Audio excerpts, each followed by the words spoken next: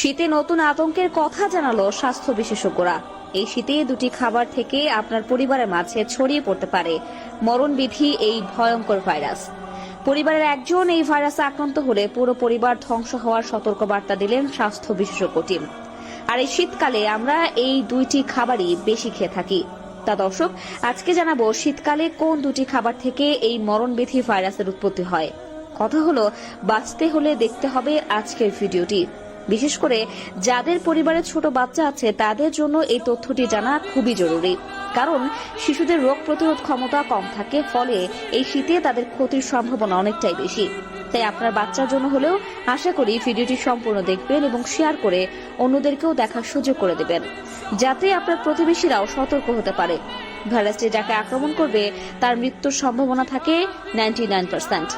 একের পর এক পরিবার ধ্বংস হয়ে যাচ্ছে ভাইরাসের কবলে। বলছিলাম মরণঘাতী ভাইরাস নিপা ভাইরাসের কথা।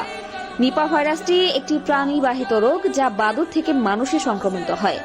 1999 সালে মালয়েশিয়া ও সিঙ্গাপুরে প্রথম এর প্রাদুর্ভাব দেখা দেওয়ার পর রোগটি শনাক্ত করা হয়। প্রতিবেশী দেশ ভারতের 3টি প্রাদুর্ভাবের খবর পাওয়া যায়। সেগুলো হলো শিলিগুড়িতে 2001, নদিয়ায় 2007 এবং কেরালায় 2018।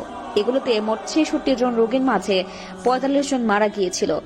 এই 3টি প্রাদুর্ভাবের প্রথম উৎস নিশ্চিত না হলেও মানুষ থেকে মানুষে ছড়ানোর ব্যাপারটি নিশ্চিত হওয়া যায়। ফিলিপাইন্সে 2014 সালের প্রাদুর্ভাবে 17 জন রোগীর মধ্যে 9 জনই মারা গিয়েছিল।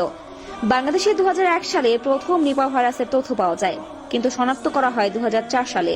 তখন থেকে শুরু করে এখন পর্যন্ত প্রায় প্রতি বছরই নিপা প্রাদুর্ভাবের খবর পাওয়া যাচ্ছে। মোট 303 জন নিপা আক্রান্ত রোগীর মধ্যে 211 জনের মৃত্যু ঘটেছে। বাংলাদেশে এই রোগ ছড়ায় একমাত্র খেজুরের রস পানের মাধ্যমে। শীতের সময় খেজুর খুবই জনপ্রিয়। এ থেকেই ধারণা করা হয় বাদুড় এই রোগ সংক্রমণের উৎস। এই শীতে রস আহরণের জন্য গাছের কাণ্ডে একদম উপরের দিকে খানিকটা অংশ চেঁচে সেখানে সারা রাত হাড়ি ঝুলিয়ে রাখা হয়। বিশেষজ্ঞ একটি টিম সেই গাছে একটি ইনফ্রারেড ক্যামেরার মাধ্যমে দেখতে পায় বাদুড় হাড়ি থেকে রস চেটে চেটে খাচ্ছে বা গাছের চাষা অংশে মুখ দিচ্ছে, অথবা হাড়ির মধ্যে প্রস্রাব করছে।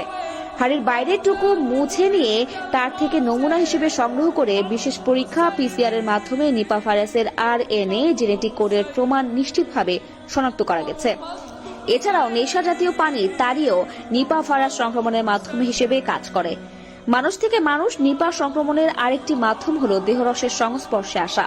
বাংলাদেশে হওয়া বেশিরভাগ প্রাদুর্ভাবগুলোই দেখা গেছে শীতের সময় হয়েছে। তাই যেসব রোগের মস্তিষ্কে প্রদাহের লক্ষণ ও উপসর্গ দেখা দিবে আর কাঁচা খেজুরের রস পানের ইতিহাস থাকবে, তাদের অবশ্যই নিপা ভাইরাসের সংক্রমণের সন্দেহের তালিকায় রাখতে হবে। বেশিরভাগ নিপা রোগী